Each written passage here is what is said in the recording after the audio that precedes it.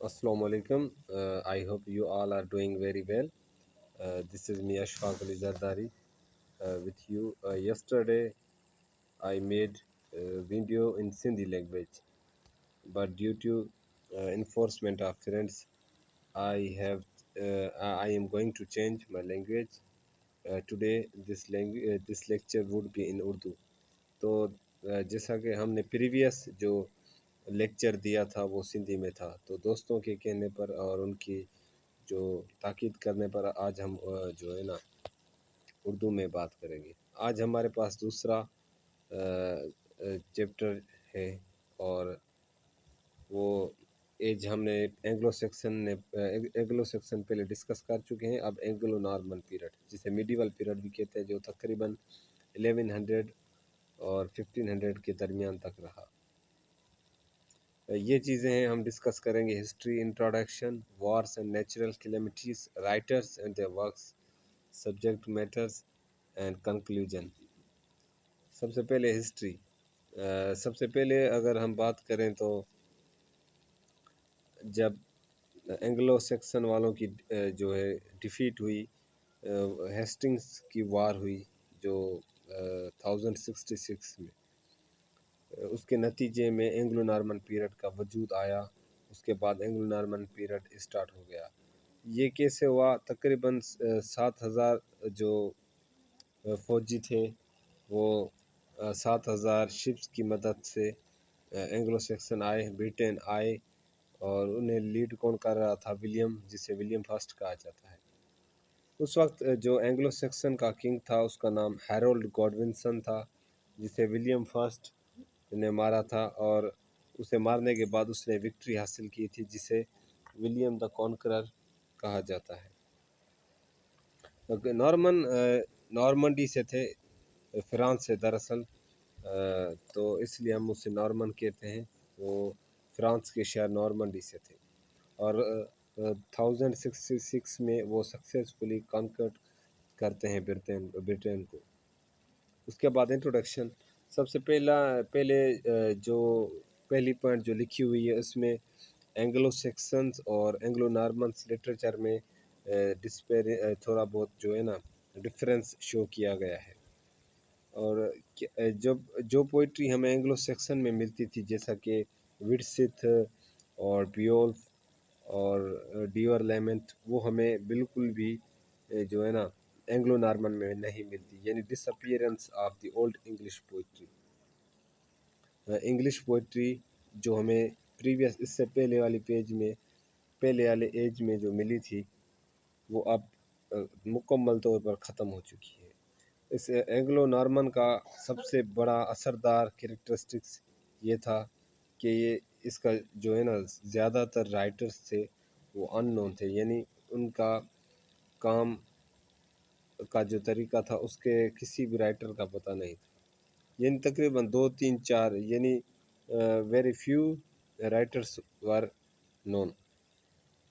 तो ये हमें कुछ इन्फॉर्मेशन मिलती है। और इसी टाइम में हमें रोमांसेस एक टाइप ऑफ एक जनरा ऑफ लिटरेचर के लिए मिलता है जो इस टाइम पर बहुत पॉपुलर हुआ।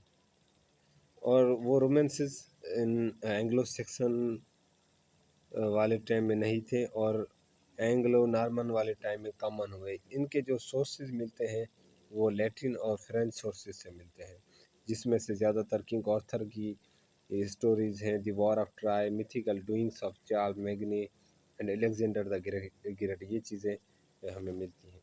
और इसी टाइम मिरेकल प्लेस बहुत ही पॉपुलर हुए और ये तकरीबन हेनरी टू से लेके एलिज़ाबेथ के पीरियड यानी 1603 तक मिलते हैं, यानी तकरीबन 400-500 साल तक ये डोमिनेट रहे। थीम ऑफ मोरलिटी प्लेज क्या होती है? ये जो मोरलिटी के ड्रामा थे या जो भी थे, इसकी एब्सोल्यूट थीम्स थी अच्छाई और बुराई के बीच लड़ाई। तो ये चीज़ें हमें मिलती हैं।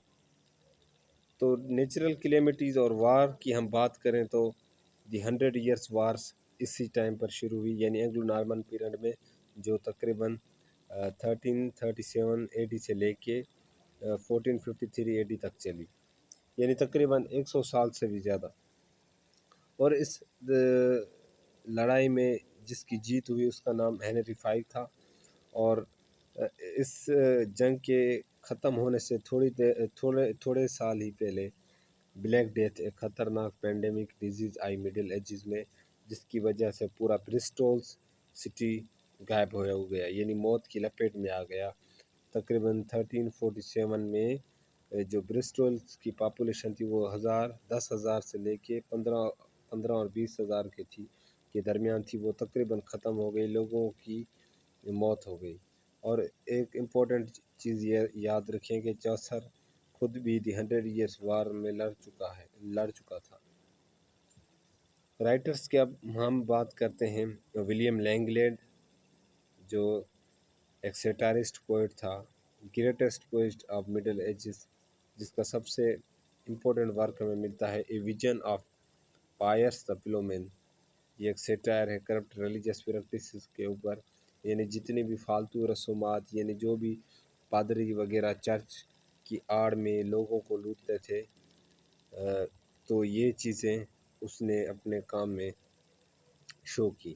اس نے بالکل بھی ایک کلاسیکل یعنی آرکائک اسٹائل میں لکھا، اولڈ فیشن میں یعنی پرانے اسٹائل میں، اور فیوڈل سسٹم کو اس نے بہت زیادہ ٹچ کیا۔ اور چوسر کے بعد یہ سب سے بڑے جو ہے نا پوئٹ سمجھے جاتے ہیں۔ اس کے بعد اب ہم بات کرتے ہیں جان گوور کی۔ یہ گریٹ نیریٹو پوئٹ، اور اس نے یہ ثابت کیا کہ انگلش لینگویج کسی بھی دوسری لینگویج کے ساتھ کمپیٹ کر سکتی ہے، بلکہ اسے کراس کر سکتی ہے، ان سے بہتر ہو سکتی ہے۔ اس کے امپورٹنٹ ورکس میں نے جو ہے نا دیے ہوئے ہیں۔ جو سب سے پہلا جو انگلش میں اس کا کام ہے کنفیشن امنٹس، جس میں شاعر کی اور ایک ڈیوائن انٹرپریٹر کی کنورسیشن بتائی گئی ہے۔ اور اس کے بعد اس کے کام ہمیں 3 لینگویجز میں ملتے ہیں، French, Latin and English. English کام کے بارے میں بتا چکا ہوں، اور اب فرینچ ورک، اس کا نام اسپیکولم میڈیٹینٹس ہے۔ اس کے بعد واکس کلیمنٹس ایک لیٹن کام ہے۔ اور ایک بات نوٹ کریں کہ جان گوور کو کسی بھی موومنٹ کے ساتھ کوئی ہمدردی نہیں تھی۔ He had no sympathy for any movement during that time۔ اس کے بعد چوسر، جیفری چوسر 1340 سے لے کے 1400 تک، تو اس کو یعنی سب سے بڑا انگلش جو ہے نا لٹریچر میں سب سے بڑا پوئٹ کے نام سے کہا جاتا ہے، یعنی یہ سب سے بڑے poet, father of English literature, father of English poetry, the morning star of Renaissance, the first national poet of England. اور اس نے یہ فرسٹ پوئٹ تھا جس نے انگلش لٹریچر کو شیپ دی، اور باقاعدگی سے انگلش لٹریچر کو ایک پراپر وے میں لکھا۔ اس نے سب سے زیادہ کام پوئٹری میں کیا۔ اس کا famous work the Canterbury tells ہے۔ اس کا جو لائف کا ڈیوریشن ہمیں ملتا ہے وہ 3 پیریڈ میں ملتا ہے۔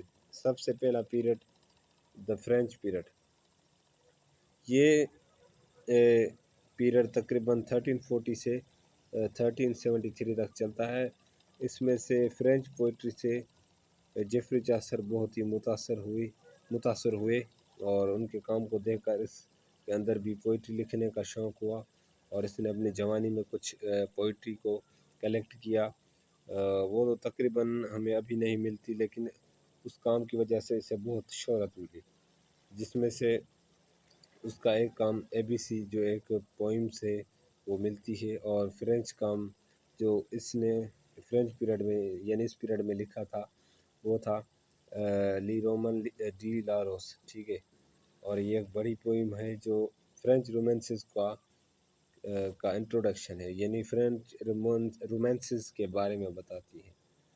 اور اس نے دی بک آف ڈچز لکھا جو کہ ایک ایلیجی ہے، اور اس کے بعد ایک شارٹ پوئم لکھی جس کا نام کمپلیٹ انٹو پٹی۔ اس کے بعد سیکنڈ پیریڈ دی اٹیلین پیریڈ، یہ پیریڈ تقریباً 1373 سے 1384 تک چلتا ہے۔ اس میں ہمیں 3 اہم کردار ملتے ہیں، دانتی، بوکیشو اینڈ پیٹارک۔ ان 3 جو ہے نا شخصیات کا جیفری چاسر کے اوپر بہت بڑا گہرا اثر تھا، یعنی اس کی پومس کا، ان کی رائٹنگ سٹائل کا۔ تو چاسر نے بھی ان کو فالو کیا۔ اس نے چوسر نے اٹیلین پیریڈ میں لکھی تھی پارلیمنٹ آف فاؤلز اور ٹرائلس اینڈ کرسیڈی، جو ایک ٹروجن پرنس کی کہانی ہے، شہزادے کی جس کا نام ٹرائلس ہے۔ اور اس کے بعد the story of Griselda, the house of fame, یہ ایک ماسٹر پیس کامک فینٹیسی ہے۔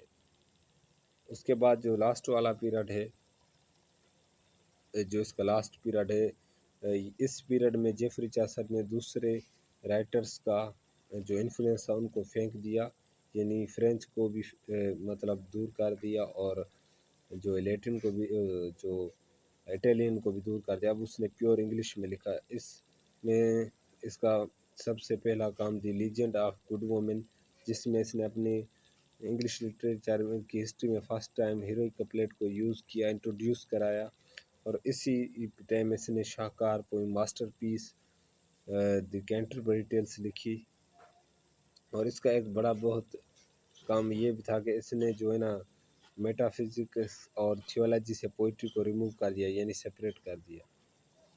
64 سکسیز، 64 کے بعد انگلش لٹریچر کا یعنی سمجھو کہ خاتمہ شروع ہو گیا، یعنی 100 سال تک یعنی 1400 سے 1500 تک جو ہے نا بالکل بھی ایک بنجر سی ایج تھی، یعنی بیرن ایج، جس میں کوئی بھی بڑا کام نہیں ہوا، کوئی بڑا رائٹر پیدا نہیں ہوا۔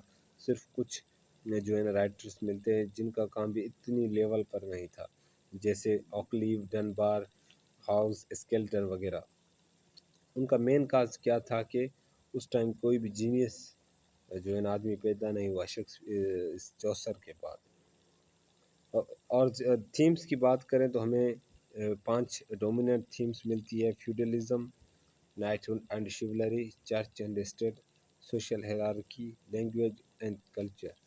امید کرتا ہوں کہ یہ ویڈیو آپ کو کافی حد تک سمجھ آئی ہوگی، اور آپ کا بہت ہی بڑا شکر گزار ہوں جو آپ نے ہمیں قابل سمجھا۔